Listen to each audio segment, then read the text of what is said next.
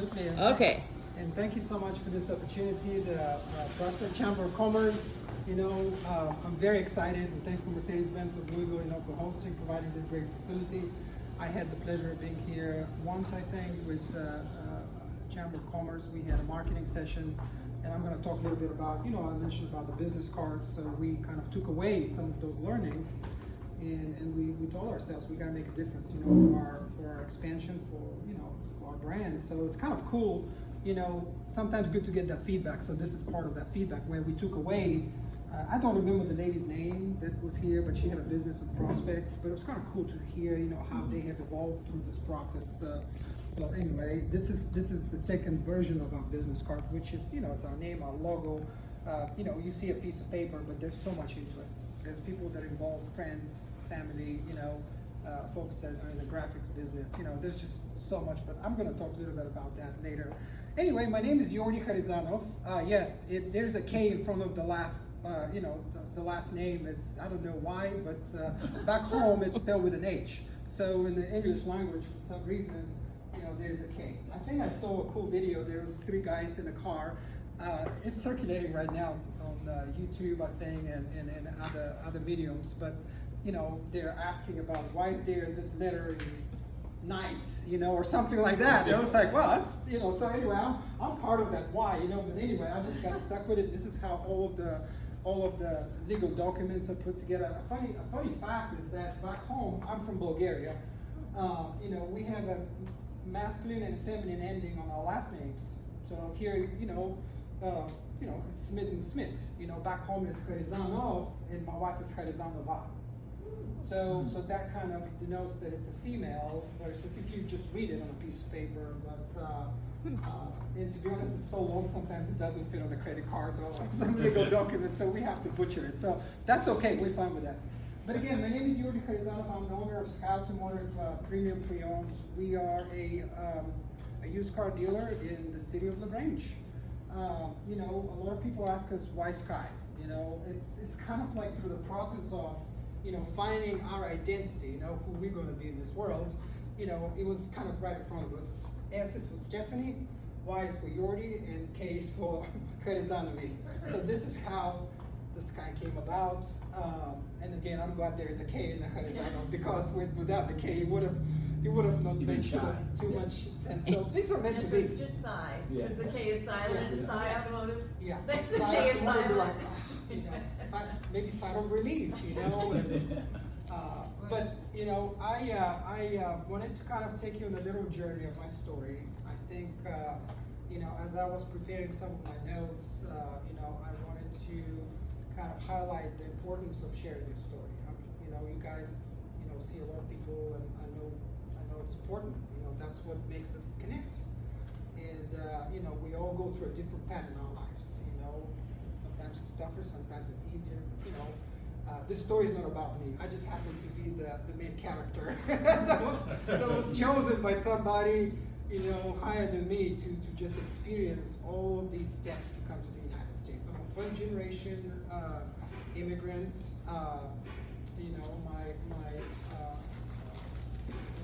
My hope was always to come here.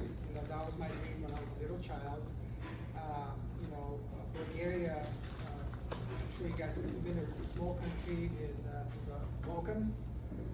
It was never part of Russia, but it was a satellite country that was very well aligned with the Russians. It's just there's a lot of history, a lot of things that happened in the Balkans,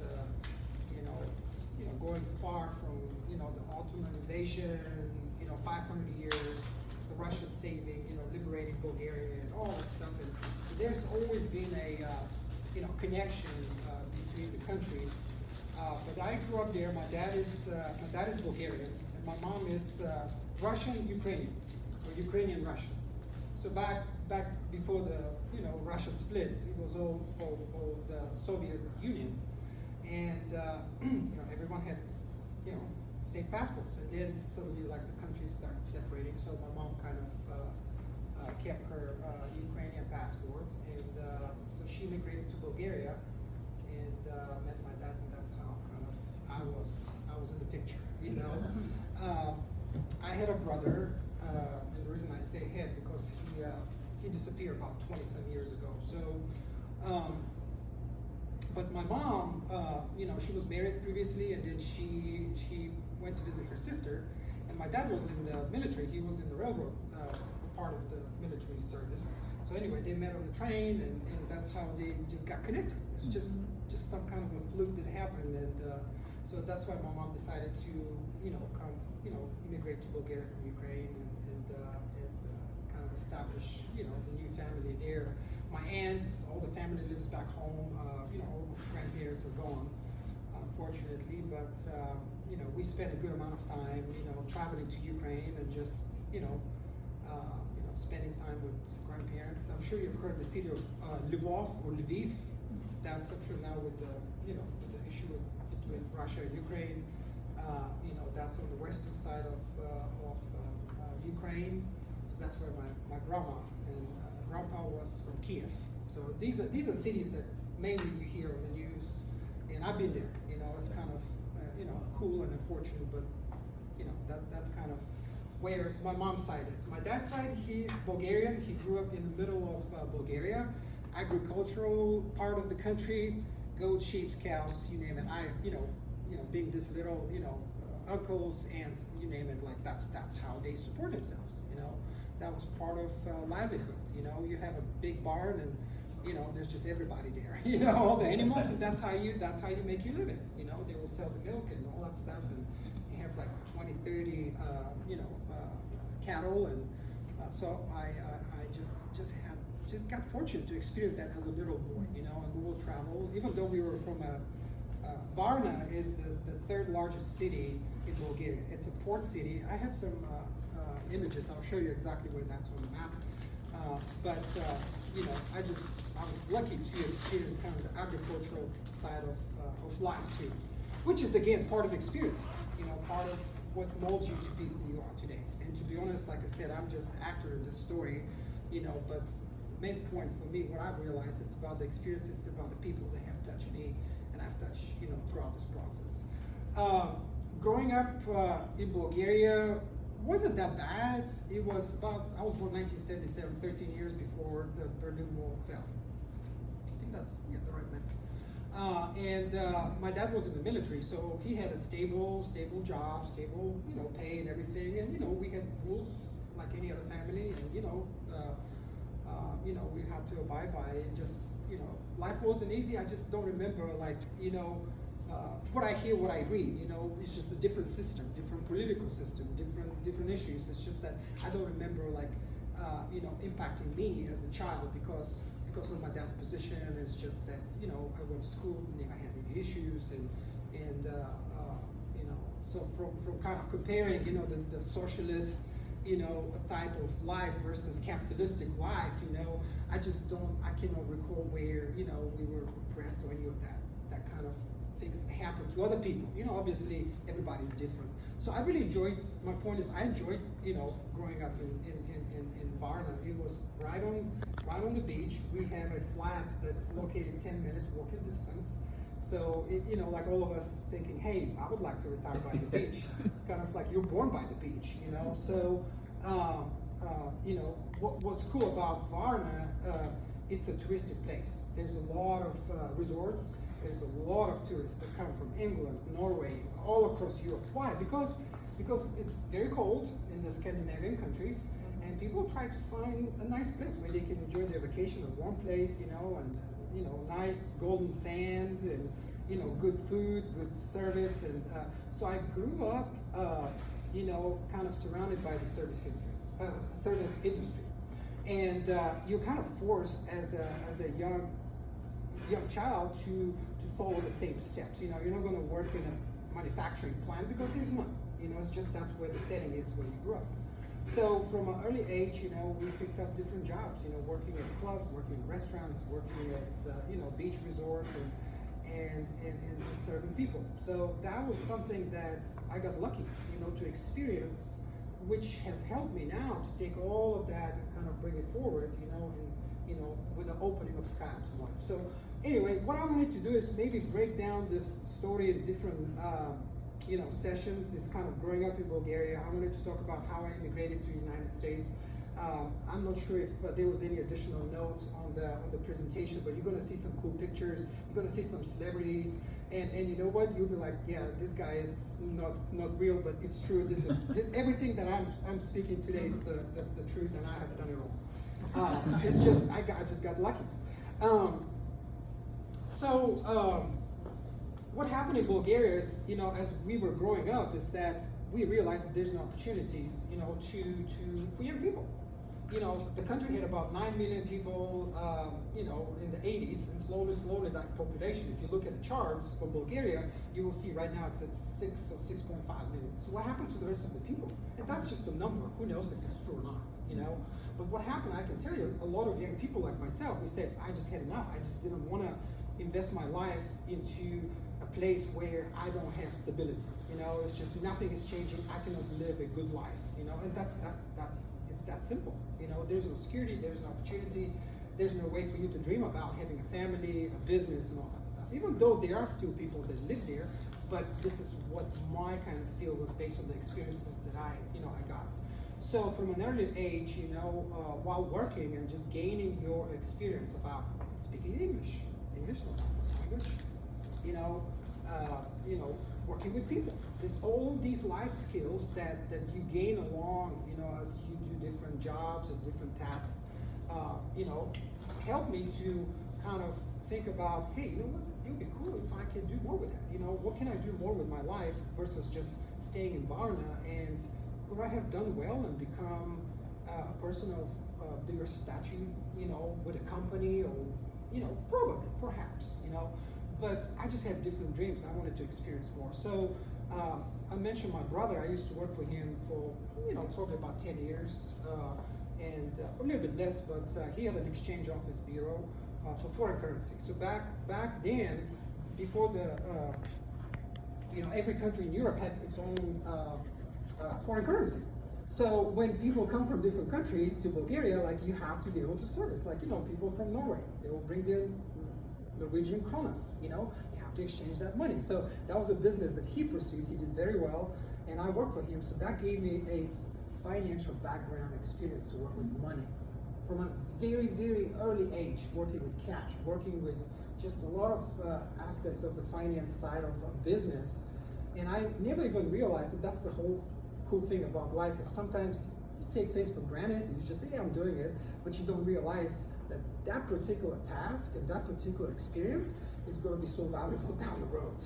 And guess what? It's so valuable right now to run a business, So my brother disappeared over 20 years ago, and we don't know to this day where he is. So that was a big, big setback to our family.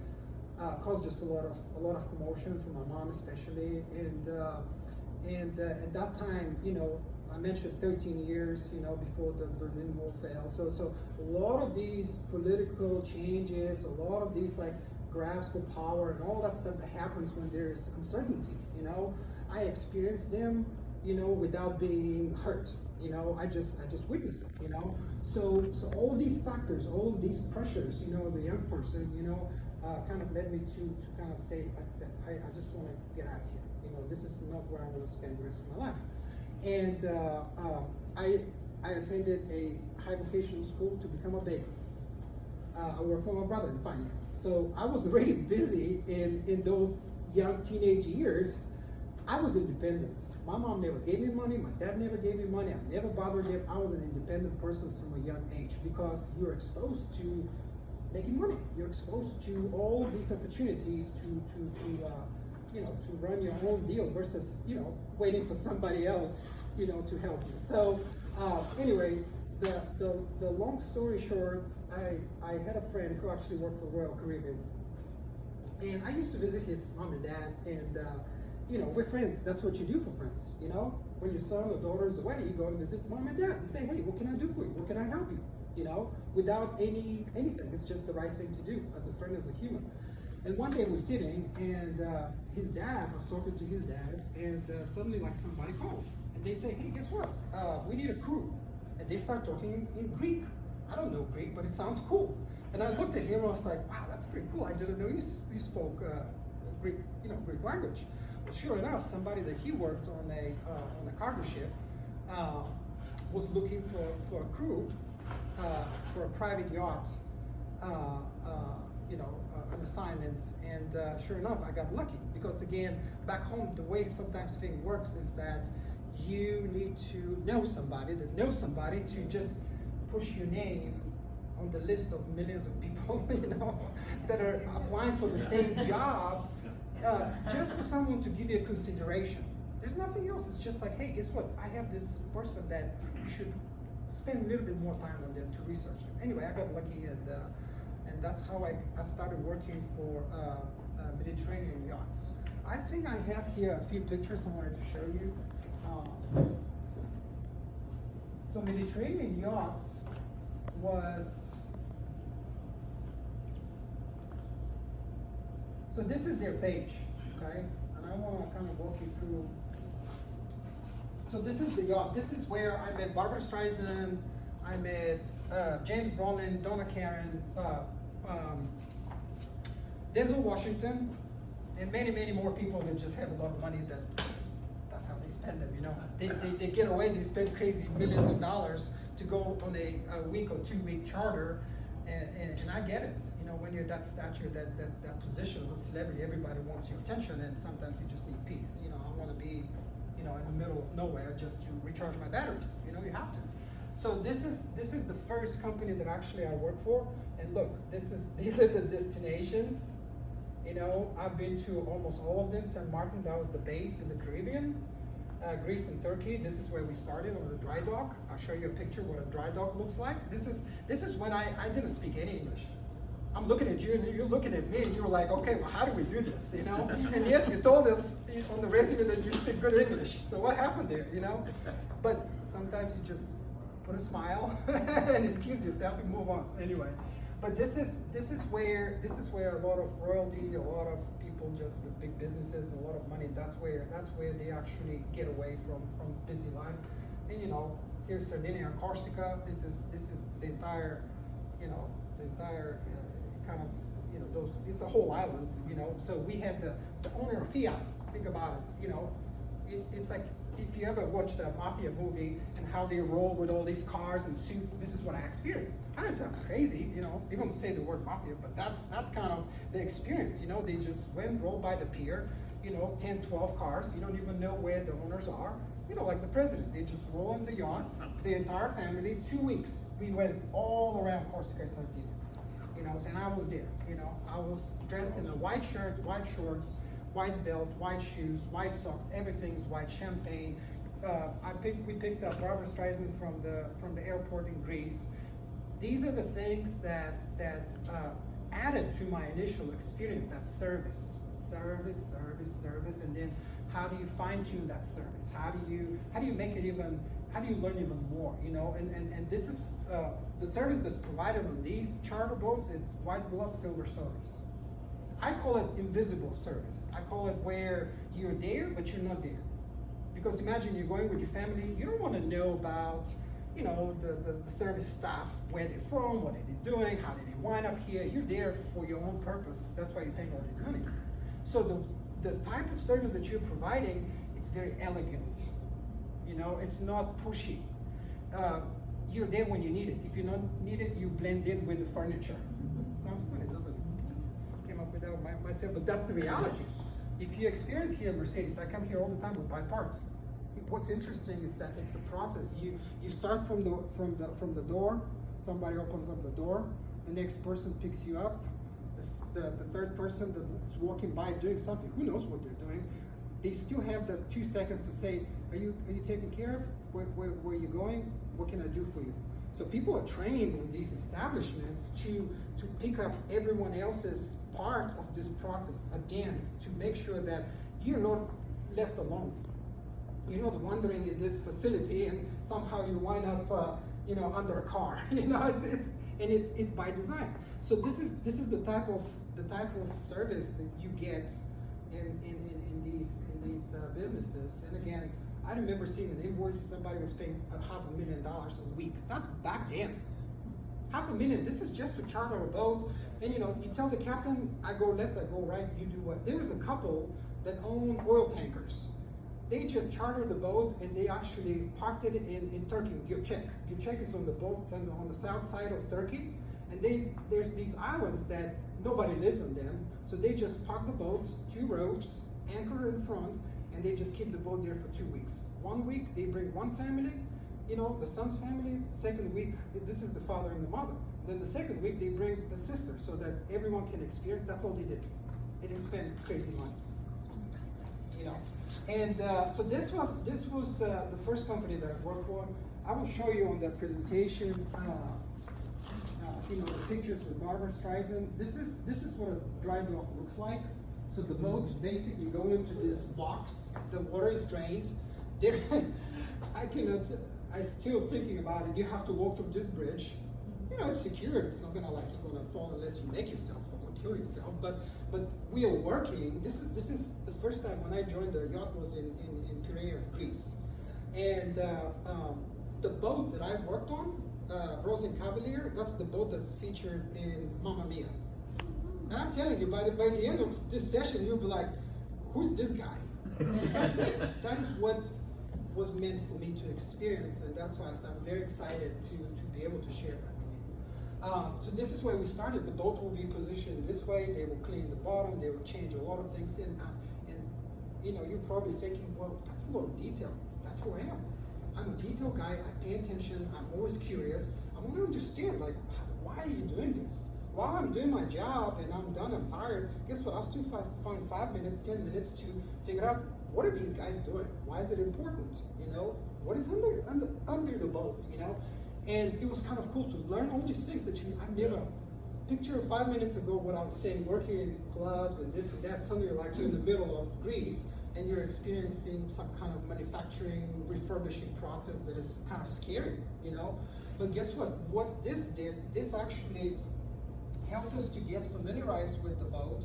And then from here, the boat went to San Remo on a, so they have these boats, shows where all the agents around the world come to San Remo, different places, Nice, France, and you name it.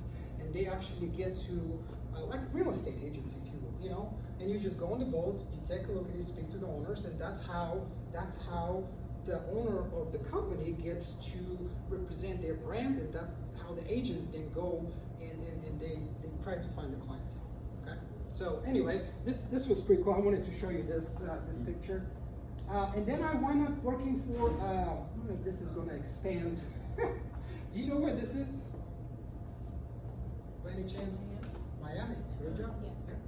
So from working on the yacht, I went to work for Norwegian Cruise Lines. I've been here. I've walked this whole bridge. There was a galleria, like a shop where they sell clothes. So I used to go and buy me clothes. I even didn't know about sizes 32, 34, 36, men's sizes. I'll just buy something because I liked it. Then I go back to the ship and I was like, why is this thing so wide? Think about it. It's just like a young person that has not experienced.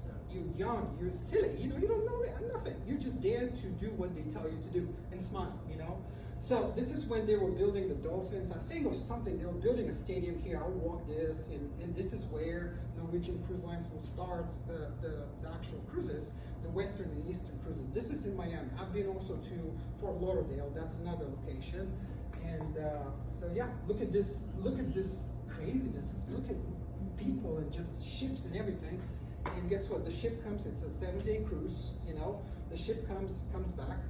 You have probably several hours just to recharge batteries, to go deposit your money. All the tips that you make a few phone calls, and you're back. So you do that for seven months. I've seen a video of that where they turn over. Yes, it is absolutely insane. Yeah. How quick they do that. That many people. And that was in 8 days. Because you make good money.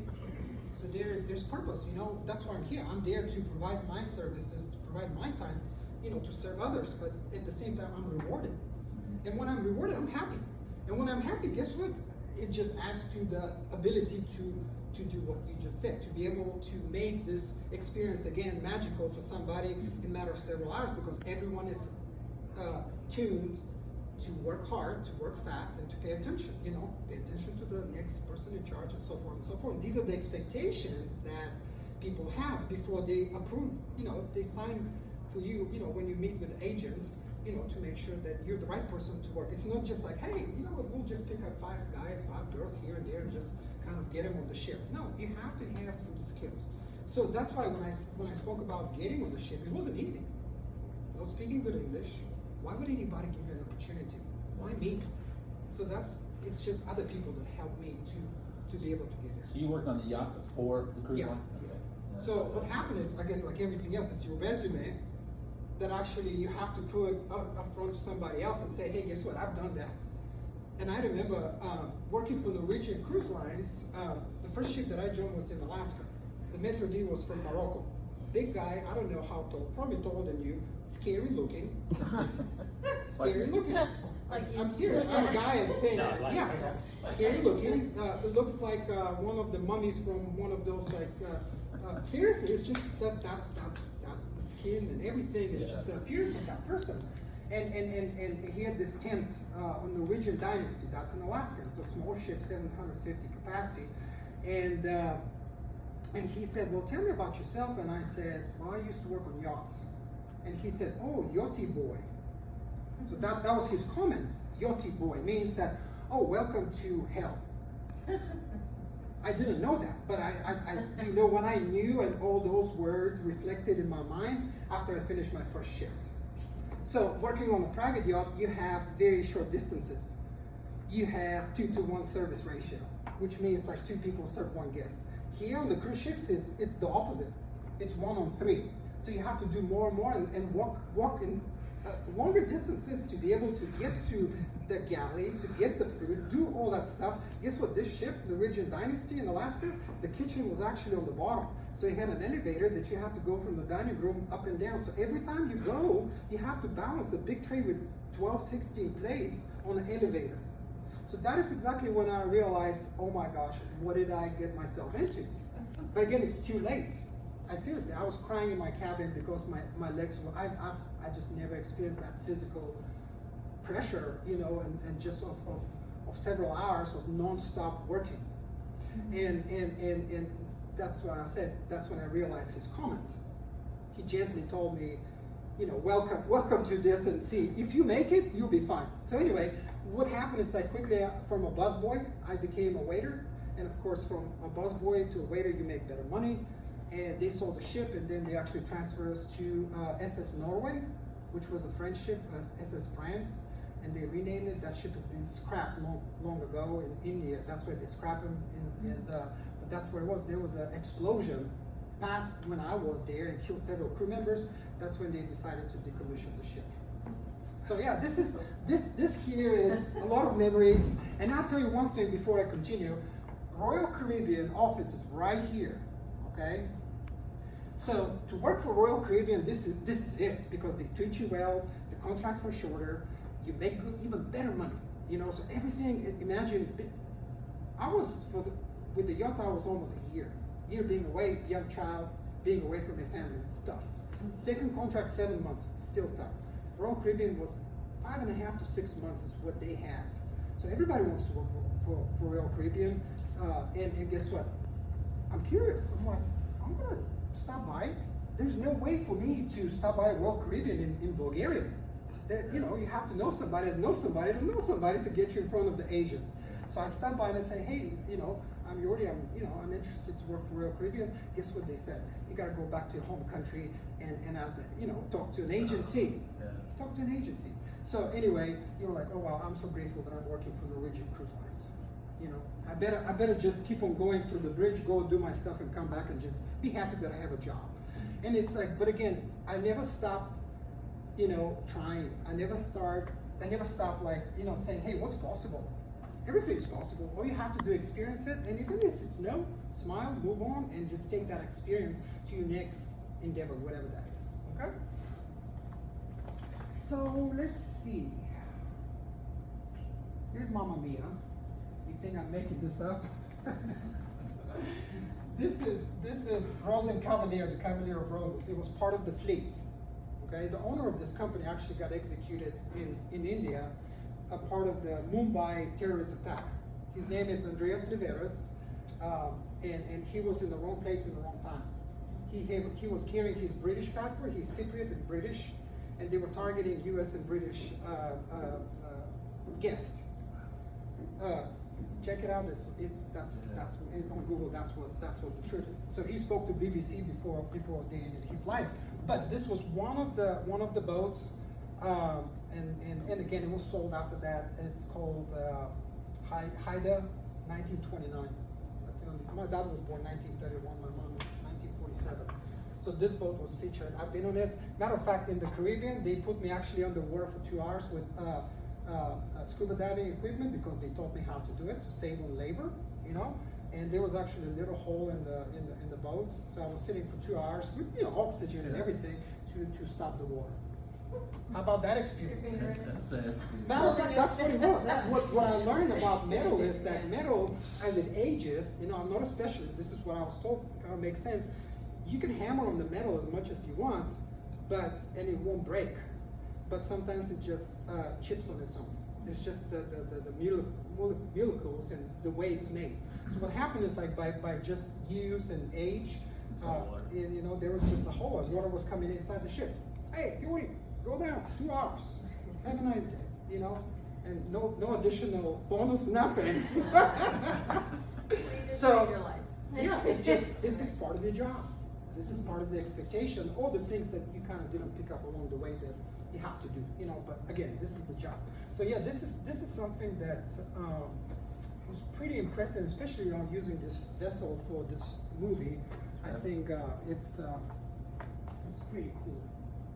So, how long did you stay with Norwegian, Yordy?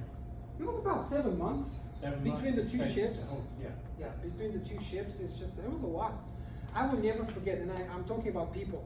It's about the people that helped you. There was a lady that helped me to get my ticket to immigrate here. There was the Metro D that allowed me, and I use the word allow. I know it sounds kind of like, oh wow, but that's what it is. Somebody has to sign on your paperwork so you can immigrate to the United States, and that's kind of my next chapter of this. You can't just like say, hey, guess what? I want to come to the United States. It doesn't work that way, because back in the day, like crew members will just disembark, and that is a ship terminology. Embark, disembark. They will disembark the ship, and then they will say, yeah, I'm going home. And sure enough, they actually stay legally in the United States. And then so these cruise ship companies, they picked up on that trend, and now you have to have an approval from a Metro D to stay in the United States. Or you have an agent that actually walks you from the ship to the airport so they know that you're locked and you're going home. Okay? And it's fine, there's rules, regulations, you gotta follow them, that's fine. But my point is somebody took interest in me, and they said, you know what, I'm going to help you because you're going, I want to visit family. My mom has some long distance relatives in New York, and they allow me to disembark the ship and go on my trip with the thinking that I'm going to go home, and that's a whole different story, but it's just like, how do you come to the United States? It's not that easy, and especially doing it the legal way, the right way, going through all these hoops and everything, signing stamps, everything. I brought my passports here just for you to look at them later. I have 3 citizenships. I have US, I have Russian, and I have Bulgarian. All these visas, all this red tape that you have to go through, So I went to New York in 2001. I've been at, here's an experience that probably you don't hear every day. I've actually been at the World Trade Center, 2001, that's in March, 9/11.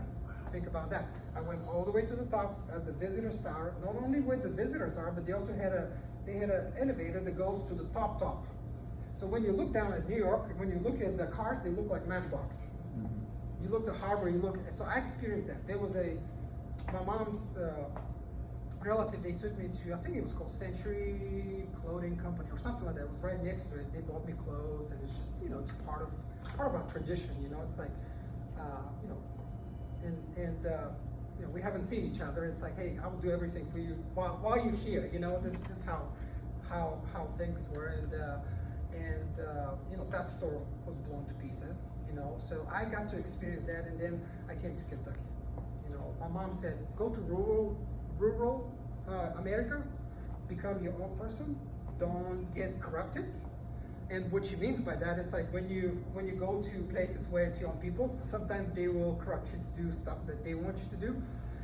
Like in New York, you might not work for a check, you might not pay taxes. So who knows? That was kind of the understanding. That's why she sent me here. She said, son, I want you to come and just establish your own beginning, you know. So I wound up in Louisville, and I went to Sullivan, a friend of mine that invited me here. I went to Sullivan, I graduated Sullivan.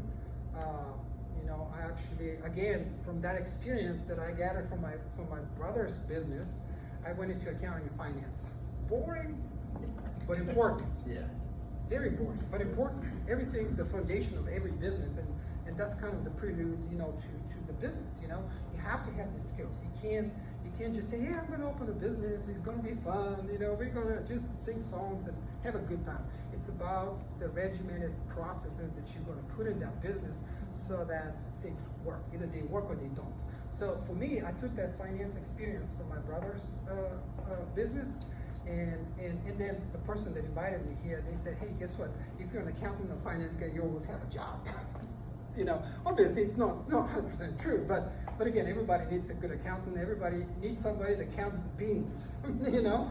So I did that. I worked at Sullivan for, while I was going to school, actually I worked at the fine dining restaurant. How's that possible? From all the places that I can land, it's right here in Louisville, Kentucky. It's a culinary school. A lot of people have graduated from Sullivan. It was a typing school. Back in the day, they called it secretary school. My wife's mom actually graduated from Sullivan. Sullivan was started, the culinary program, I don't know if you know this, it was started because there was a shortage of cooks at Fort Knox. And the culinary program helped them to actually gain higher ranks. So that's why A.R. Sullivan. And that's how this whole thing started. But anyway, they had Winston's Restaurant, which was a fine dining restaurant, one of the last fine dining white tablecloth restaurants in the city of Louisville. Yeah, there's Jeff Ruby's and all that stuff now. Yeah, good. There's still places where you can enjoy service. I know we're talking about service and how this whole thing, this whole package kind of led us to think about Sky Automotive, you know. So I did that for 10 years. They paid for my school. I came out of Sullivan debt-free. And why is this important? Because when you're a foreign kid like me, when you come to the United States, you can't pay for your school with loans. It doesn't work that way. You have to have rich parents or just be lucky like me to save your money from the cruise ships. I saved a pretty good amount of money. I didn't waste the money. I saved it to pay for my school. I didn't save the money to enjoy myself and buy cars and whatever young people do to feel special. I had a mission, okay? And I came out of Sullivan with zero debt, zero, you know, which that's an accomplishment on its own. But I worked there for 10 years. I was the head waiter. I was an assistant manager for a while. Mr. Sullivan, A.R. Sullivan, I don't know if you've heard the name. He's very, very known because of the school. Glenn Sullivan, the family, you know, they started this institution, and he was. I just want to speak a little bit about him. He was a businessman. He was very tough. That's kind of the people that I have experienced all my life. Everybody's tough, you know. It takes time for them to warm up. So it took him 10 years, about 10 years, for him to say, "How you doing?" Because he will come to Winston's restaurant. He will drink his tea. I know exactly that he was drinking red London Currant with one Splenda, where he exactly sits, where he brings the guests, and guess who is providing that service for him when he brings all these people to the restaurant? It's me. All the other waiters that are trained to do that, you know. So and the reason I mention that because it's important. People enjoy these events, fine dining, service, because that's when you feel special. That's when you kind of tell others, friends, family, business partners, you know, this is what's possible. That's when you have the business discussions, and that's where you need somebody to provide that silent, fine service so that people are like, oh wow, this is cool. I didn't have to ask for my drink. I didn't have to get my salad and my main course at the same time. It's a dance, it's a dance, it's a dance, and you enjoyed it. And at the end, you were like, okay, here's $100 tips. Enjoy yourself. We'll come back. I've served Kentauri. I've served the CEO of Yum Brands. I've served Al Sullivan. You name it. It's just a lot of people that and everybody else along that came to enjoy. By the way, the restaurant was run by students. But the service staff was professional service, you know, like myself and others that were paid. But the students, they were actually part of the culinary program. Okay? So that was kind of another chapter in my life. Then I worked for General Electric. I was in finance because I really wanted to get a full-time job, hopefully get sponsored to stay here. That's before I met my lovely wife.